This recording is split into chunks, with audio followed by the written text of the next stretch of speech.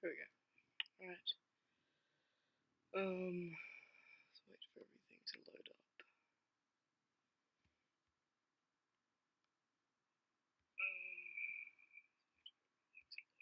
Alright. So I just noticed it's on a single window. Okay, wait. Alright.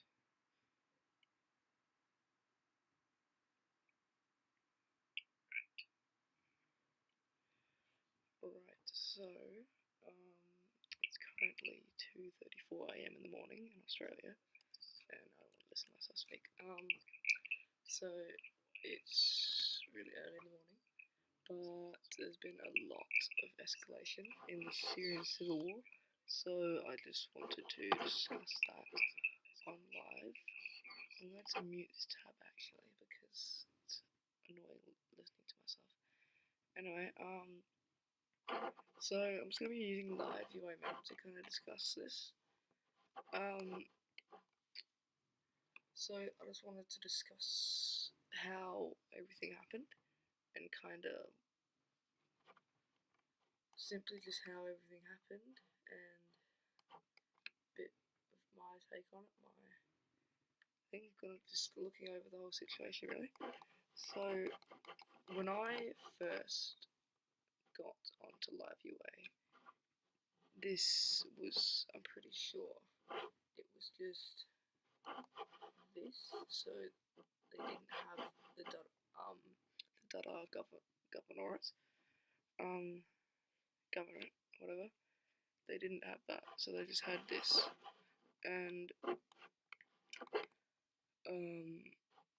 they also didn't have any of this, and they also didn't have, what's it called again, I forgot the name, Palmyra. They didn't have that either. They just had this. Something else interesting is that they're continuing to push down here. Now, the original plan was to try and get, well, the original plan for the FSA was to get into here, into the center of Homs, but that's kind of, as they're now finding, I think, a bit hard. So I think the new plan is to now split up here, and what I'm guessing they're going to do, knowing the Free Syrian Army, they're actually quite tactical. They know what they're doing, in a sense. We've seen that before. Down here, they planned the operation for how they were going to actually access Damascus.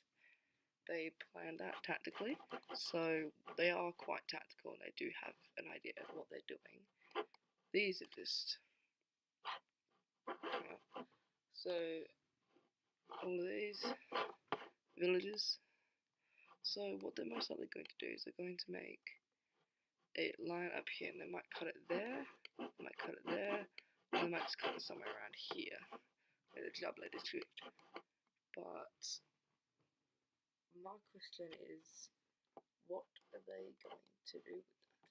It's just interesting what they would actually do, if you know what I mean. I think the idea is to just, since the government is practically, currently speaking, the Syrian government is practically collapsed. So I think the idea is to just clear all of that land, so just clear it of any resistance, so it can just, you know, simply be cleared. A lot of land, but this was their original border. So they had the Idlib governorate. This was the original border they had 7 days ago, and in the span of 5 days, they were able to push down here and down there, and they're now looking at a liberation attempt of Homs.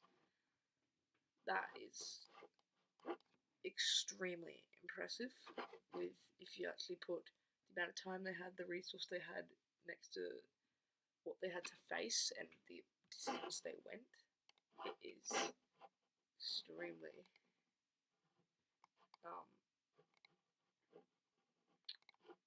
extremely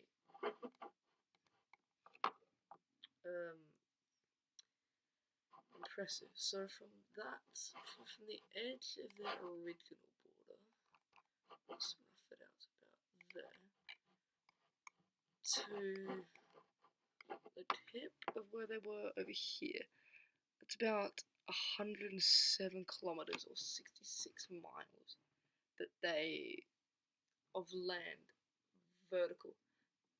Sorry, not vertically. Kind of left to right that they've taken, and that in itself is extremely impressive, I'd say. So that honestly is just an insane feat.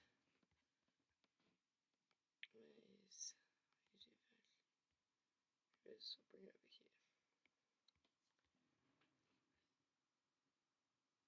Yeah, I just want to make sure the stream is running clearly and well, and it is, which is good.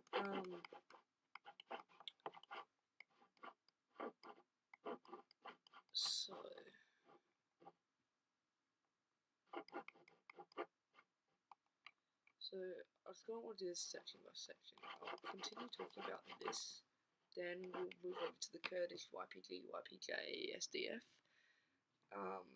Then we'll move to ISIS. Then we'll go to this southern unit of the Free Syrian Army, which this is the one that's receiving the most US support, I'm pretty sure. They also have the Israeli territories here. And as see, literally 4 minutes ago, this is just in, the Israeli army is currently helping the United Nations repel an attack by militants in the Syrian Hardari area on the Golan border. So that was probably, I'm not sure who that would have been. There is a chance it was the Free Syrian Army. As much as they do have US support, it would make sense that they would have people in their ranks that do not like Israel. It would actually make a lot of sense for that. Me personally, I think Israel and Palestine both deserve peace, but I think Israel's situation is extremely misunderstood, and people take the wrong, how do I say this, the second they get one bit of information, they kind of just stick to it and become very close-minded. I think it's important to stay open-minded, especially when things like this. So I think if you actually get a good explanation of what's truly going on in Israel, Gaza, and Palestine, and Lebanon, you'd actually see that it's not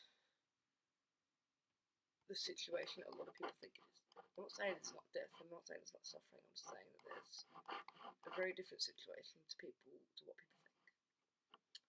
Anyway, coming back to Syria, I just got hooked on that for a minute because of this, but coming back to Syria here,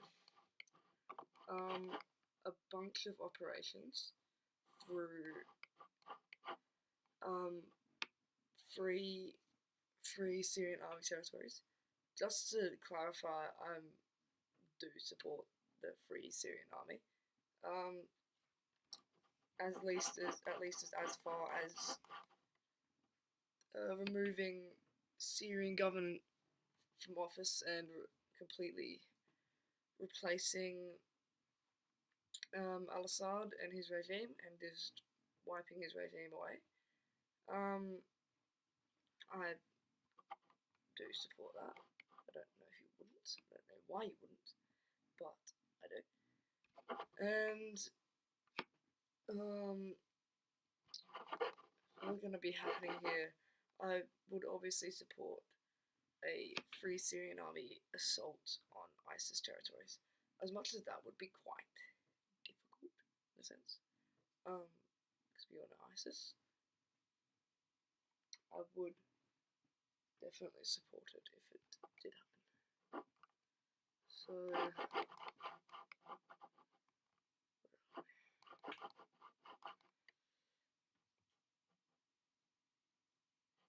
let's go around here for a bit. So this is where they started off, and they've pushed around here. They've gone obviously around the Israeli territories. Then they have this little hook here, right? So this is the encirclement coming into play. Where was it? There was an official spokesperson message.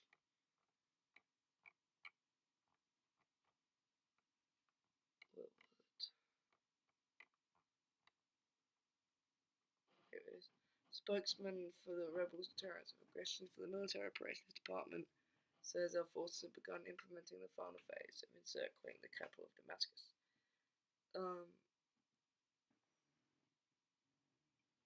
It's quite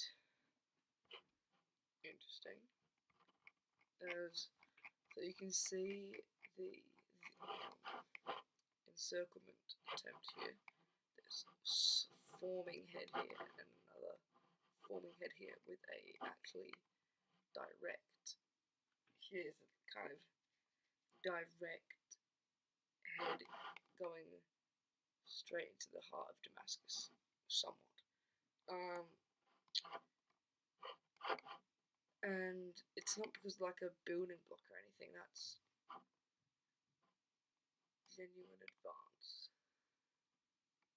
So if you actually look at the official borders of Damascus, the border of Damascus is around here. So they're just, well, as of the live UA update, I'd expect them to be much further in now. Or maybe they're not, maybe there's just one encircle it. But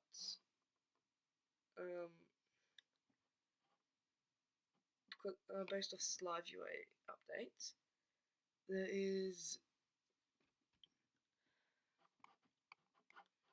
quite interesting just seeing how different military groups operate.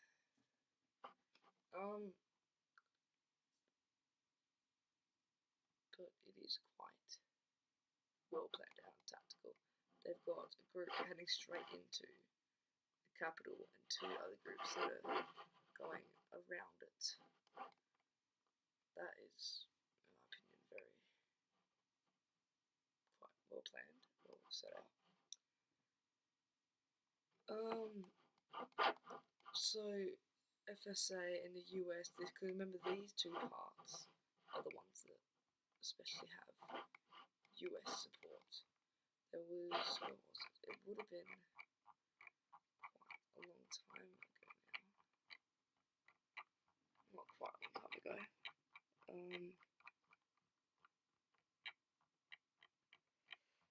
Trying to find it.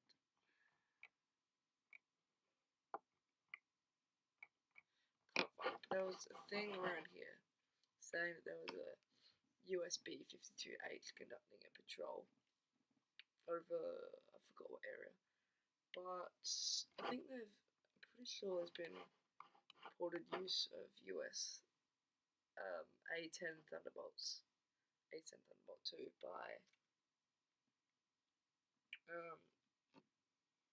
by US forces. Moving over here a bit more. This is all going very well. Moving over here a bit more. I think the reason they have this head is to the first thing was to stop Palmyra from falling to ISIS hands, because if that happened, that could have been quite an issue, especially with this airport here. I forgot the name of it, but especially with that airport there, that would have made for quite an issue. Also, I think they can just, so they can get out, they can also take the Riv Damask governorates whenever they need to. They can just quickly cut through it with both of the units. But I think the main part why they've done this is because it's directly, not directly, but somewhat in the middle of the Great Southern Front and the far Northern Front. I think the reason they've done that is because this front, because of the way that this political situation is mapped out, I think this front could go in behind Syrian government forces in Damascus, and it could also go in behind Syrian government forces in Homs. So it's quite a genius tactic, actually.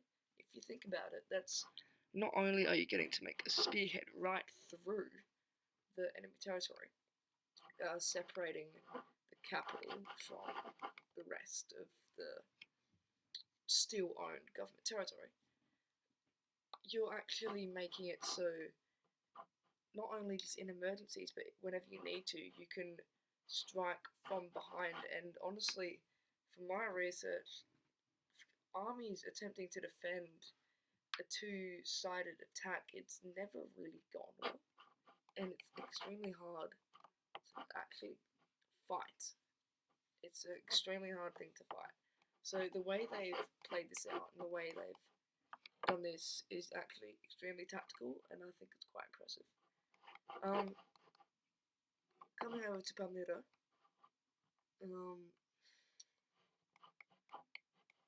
this was, like I said, I think them liberating Palmyra was a good decision, because if that fell under ISIS hands, then that would have been a massive problem, not only for the civilians there, but also because of the airport that it has. Aerial vehicles and aerial infrastructure getting under ISIS hands, from what they already have, the Islamic State, ISIS specifically, has actually got some air force capability. As much as it's not very numerous, the numbers that it does have are quite powerful. I've got a military factory to verify it, but they've got, I forgot what generation, fighter jets. I think it's like 2 or 3, correct me if I'm wrong, but they have that. And as much as I don't know if it's still in operation, if it's still in use, if it's even still have them, still having an airport under Islamic State hands would be quite the issue. So this was a good decision for the Free Syrian forces to take Palmyra. And yeah, now talking on ISIS, this has led us to this, which has led us to this, which has led us to this, which is going to lead us to this. ISIS, their territories are quite obscure.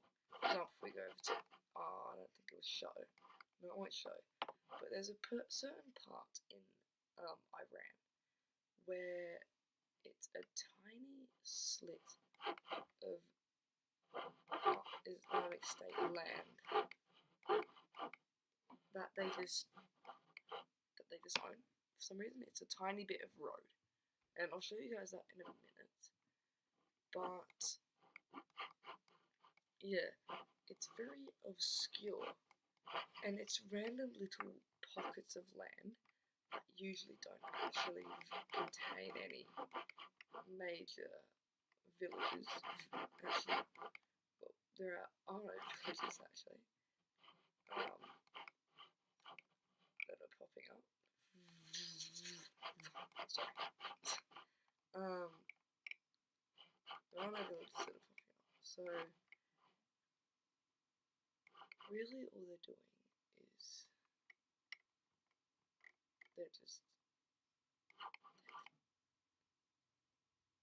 they're taking desert for the sake of the maps. Like, I think since they know that they can't take on the Free Syrian Army or the Syrian government, they have to take just general not disputed, but like unaligned land, just random desertry there to attempt to look powerful. Because you zoom out, you would think that that is obscure state is somewhat powerful. In reality, they're really not. In any type of conflict, they always resort to the most barbarous tactics to attempt to win. And it's just the way ISIS operates. Somebody's just come in here, pretty sure. Nope. 3 hours ago. Just popped. So I'll analyze these things, and then we'll move on to the SPG and the Kurds. So these are some villages and towns along this river that have been liberated by the Free Syrian Army, the FSA, I'll just call it for now. Sorry. I don't know why I do that. It's weird. It's like that. I just need to. I just feel like doing it. Anyway, this is quite interesting, actually. Seeing just the random little pockets of land that are being liberated. It's quite like, if you get to understand why they're doing it, it's quite interesting. But so there's 4 icons here. The first one, local factions loyal to the revolutionaries control positions and weapons of the government. Kurdish STF militias in the city of Al Mayadin in Deir ez-Zor government in eastern Syria. So just these not random, but these little villages along the border with the YPG and SDF and SPJ and whatever.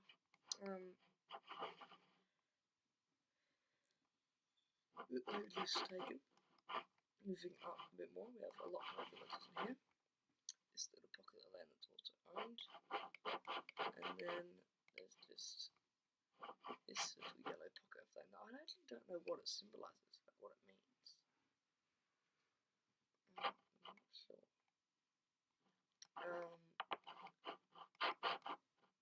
But anyway. Moving on to the SPG and SDF. So, what this yellow line symbolises is that symbolises what the SPG borders were. I'm pretty sure it was about, it would have been like now 3 days ago. So 3 days ago, they didn't own this. Didn't own this. Goes up all the way up here. They didn't own that. I can actually take the time back to show you. Sometimes the map just glitches. Hopefully it doesn't. Yippee. So you can see that this was obviously still actually government land, and it's actually odd to see that this is what the map was just 2 days ago, and now it's just all gone. Yeah, this is what I meant when I say the map just glitches. But actually refreshing the page fixes it. But there you go. They've just completely had the war turn on them in the span of like 2-3 days. But yeah, so when the Syrian, as you saw, Syrian government forces pulled out of this land. So,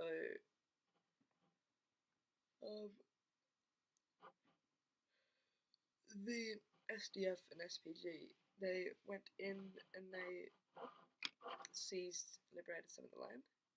Now that actually came with encircling one of the ISIS territories and, well, kind of somewhat being inside of, or not being inside of, being on a longer border with another one of the ISIS territories.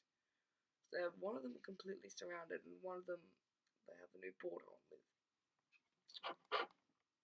That is quite interesting. I'm going to use this chance to say that I think since the Free Syrian Army are democratic nationalists, which I think is honestly one of the best ideologies ever, is a nationalist democracy. I think if they and the YPG, SDF, if they combined together, I think that would be a realistic solution to what's going on in Syria. If not that, then just the FSA alone. But if not the FSA alone, then probably that. But yeah,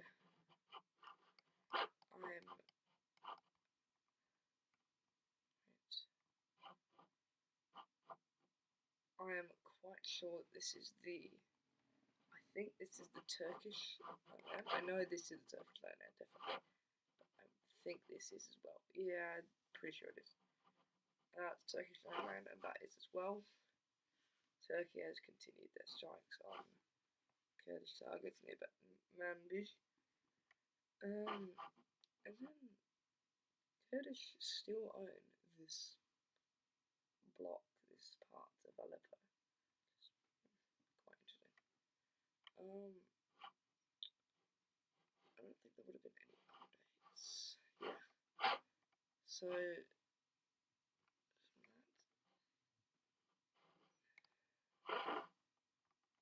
that was that one.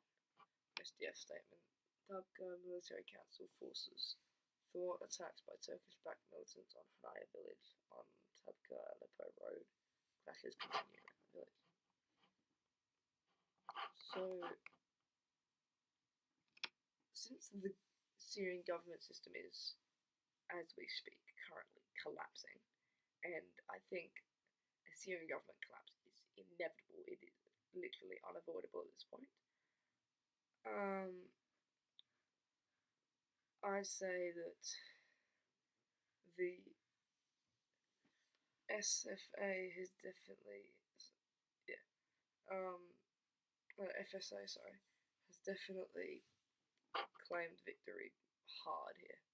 They have completely turned the war on the Syrian government, exposed them for not being as strong as everyone thought they were, and honestly just giving them punishment for all the atrocities and awful things that they've done. The Assad regime needed to fall, and I'm happy that it did. So, yeah, would like to discuss it a bit more, but got a lot to get to.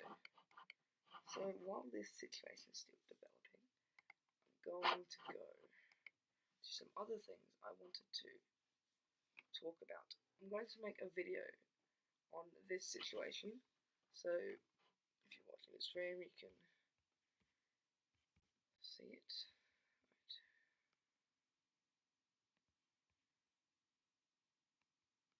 So I'm going to make a video on this situation, which is the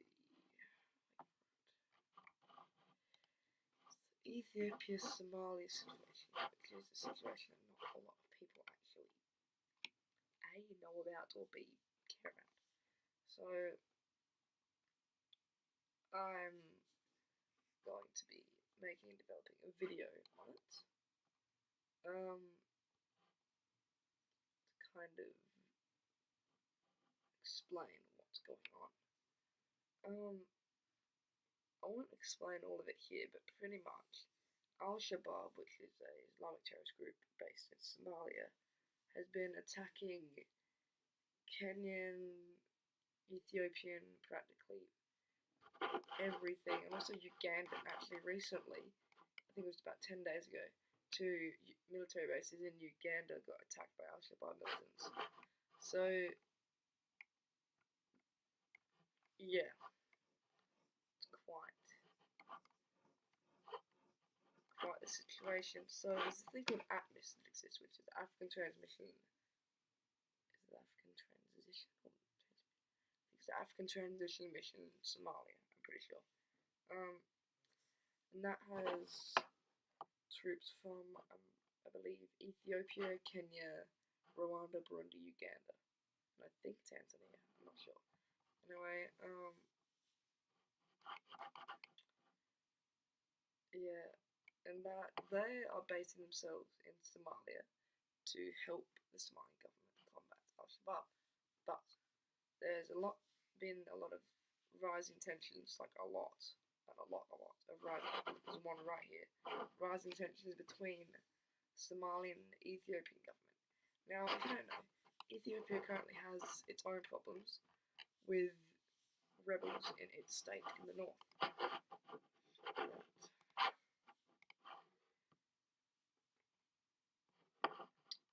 Around here, they have problems with the Amhara forces and rebels. Already have that, and now possible war. They're already technically at war with Al-Shabaab. They seized airports. Well, that was 2 months ago when Al-Shabaab they attacked a military base manned with Ethiopian troops. But I don't know if I'd be able to find it, but there was an airfield here. These Ethiopian troops seized control of key airports in the Gada region. They did that. There was fun, but a lot of Al-Shabaab clashes, and also just things along the border with Somalia, like relocation of mechanized infantry, air force patrols. There's just a lot of stuff. So a war with a further war, an expanded war with Ethiopia, with Al-Shabaab, and a possible war with Somalia would seem bad enough. But the thing is, Somalia has a big ally in all of this, and that's Egypt. Egypt is giving a lot of not only just support, as in if Somalia goes to war with Ethiopia, Egypt will help Somalia, but just shipments of vehicles and weapons and everything in between. Where was the actual war? Here. Fort Mogadishu. Is this one?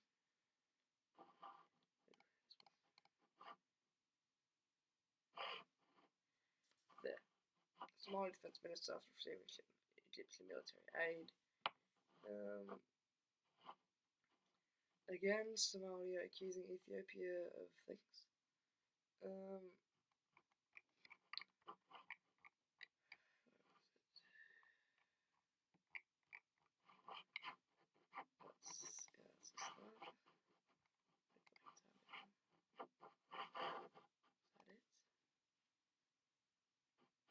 There's two C-130 Egyptian military aircrafts. But there was a shipment that carried APCs, weapons, ammo, everything from Egypt to Somalia. So if Ethiopia goes to war with Al-Shabaab, they'll most likely go to war with Somalia, which will end up them going to war with Egypt. Now, the thing is, if that does happen, ATMIS will most likely, and actually very likely, start helping Egypt right off the bat, especially Kenya, because let me go. This thing happened recently, and it's actually just been happening a long time. Al-Shabaab has just been attacking literally anywhere. Kenya, Uganda, Ethiopia, you name it, literally everywhere. And you see it. Kenya, they recently burnt down some refugee camps along the northern border. There it is. Not northern border, my apologies. Eastern border. And that's quite just stupid, honestly. But not only that, but they're technically at war with Al-Shabaab. So if Ethiopia steps up its conflict with Al-Shabaab, they will too. And if that does end up with Somalia getting torn to a war with Ethiopia, then Kenya will back Kenya and most likely the rest of ATMIS and actually most of southern Africa will back Ethiopia and support Ethiopia, with probably the most direct support coming from ATMIS. But it's very interesting, and I'm gonna make a video on it explaining it. So also I don't understand what's going on here. I think no, I somewhat do. So President Yoon just activated martial law for like not really any reason. So people are very, very annoyed with that, and I would be too. With like a military government, especially with what South Korea actually came from, which was a brutal fight for democracy that they luckily, thanks to the US and them, ended up being able to actually come out victorious and have a state. So I think them just going ahead, President Yoon going ahead and activating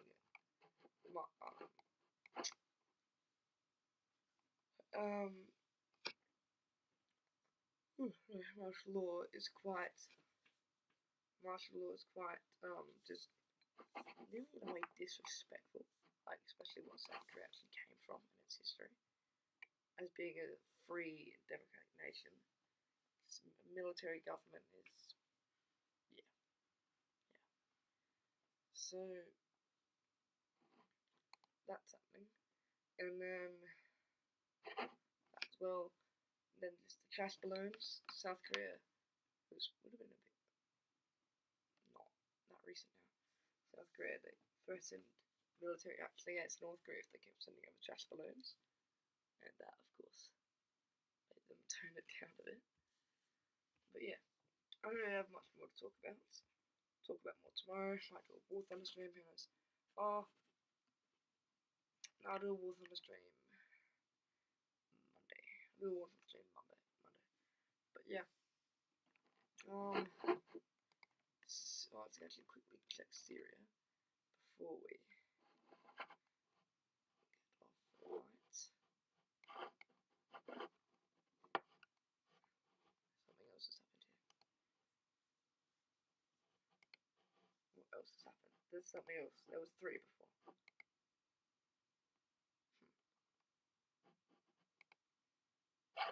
What was that at the top? Free has captured the city of Yabrud on the M5 highway. Yeah, see? I told you. So now, I told you. I'm a genius. They're gonna cut through that, so they can go that way and that way. I knew what they were doing. But that's good. Hopefully they change the border.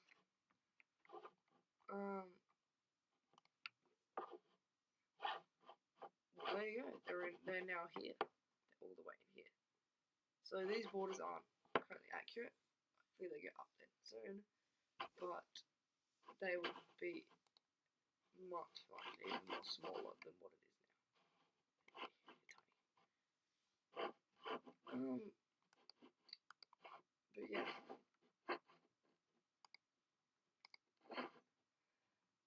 Even though there's no one actually watching the stream as it's being recorded, if you're watching it later, thank you for just watching. And yeah, thanks for just hanging around, being cool. Anyway, that was a good 40 minutes of political yap. Yeah, we'll do some streams tomorrow. Thank you. Goodbye.